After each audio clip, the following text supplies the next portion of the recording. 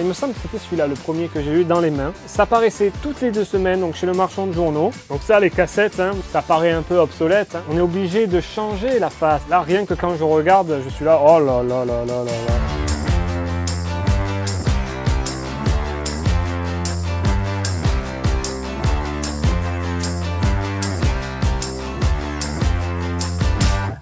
Salut les aventuriers, vous êtes de nature curieuse, vous aimez les trésors en tout genre, vous êtes au bon endroit. Je vous pose la question, qui n'a pas été bercé enfant par les contes de Perrault ou les contes de Grimm? En fouillant dans un petit coin là, vers là-bas, j'ai retrouvé un petit trésor de mon enfance. C'était Mes histoires à moi, une réédition de Raconte-moi des histoires qui était arrivée dans les années 80, mais ça je vous en parle de suite dans le petit récap. Mes histoires à moi est paru au début des années 90. C'est une réédition du célèbre Raconte-moi des histoires, Storyteller en anglais, un magazine pour enfants bimensuel édité entre 1982 et 1985 par Marshall Cavendish. Le magazine reprenait différents contes folkloriques traditionnels, des contes pour enfants classiques et quelques histoires contemporaines écrites spécialement pour la série. En complément figuraient des pages de jeux et de coloriage. Chaque magazine était accompagné d'une cassette audio d'une durée de 50 minutes, reprenant le texte des différentes histoires. Je vais vous raconter un peu comment j'ai découvert mes histoires à moi. Je pense que c'était au début des années 90, je devais avoir 5-6 ans, voire 7.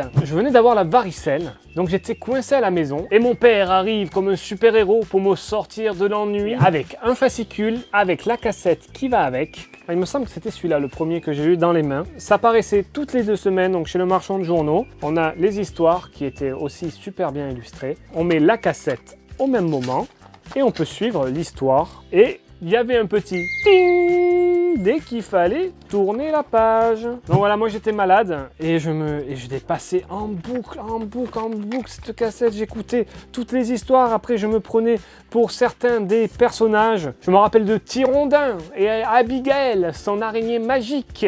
Et bon, je vous parle de trucs, peut-être là ça vous dit rien, vous devez vous dire mais de quoi il parle? Donc il y avait pas mal de classiques, là il y avait Heidi, mais aussi il y avait des histoires qui étaient inventées pour l'occasion, de nouveaux contes.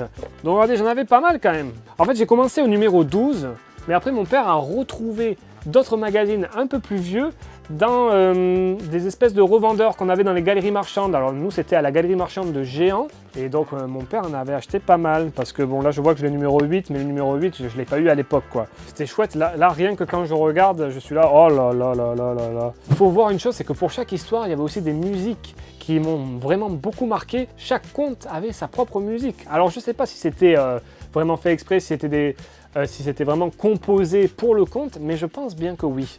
Donc tout ça, c'est vraiment super pour faire découvrir à des enfants l'imaginaire des contes de fées qui sont, il faut le dire, vraiment formateurs dans la narration, qui m'ont aussi donné le goût de raconter des récits, qui m'ont donné le goût de créer, qui ont développé aussi mon imaginaire. Et c'est important pour les enfants de développer l'imaginaire. On n'a pas besoin de télévision, nous. On a mieux que ça, on a notre imagination.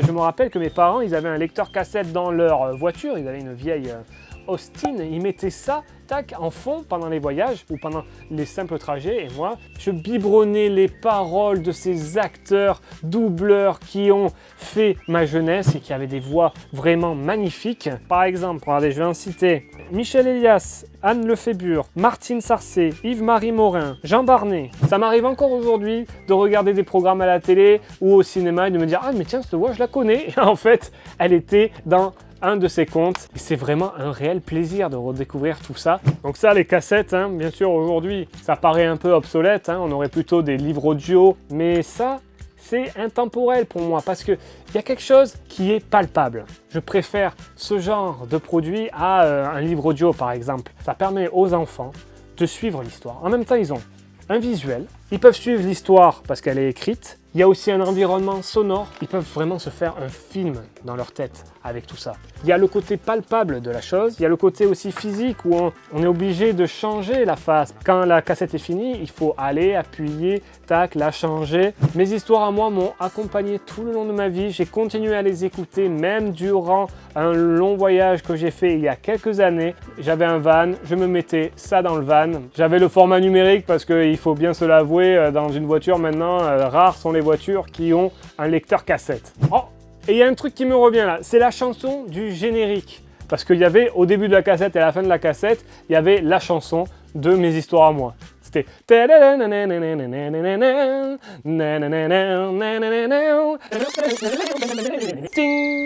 et voilà, on arrive à la fin de la vidéo. J'espère que celle-ci vous a plu et que ça vous a donné envie d'écouter des contes. Je vous invite à vous abonner à ma chaîne, à activer la petite cloche, à lâcher un petit pouce bleu si celle-ci vous a plu. Sur ce, je vous dis à très vite. Prenez soin de vous.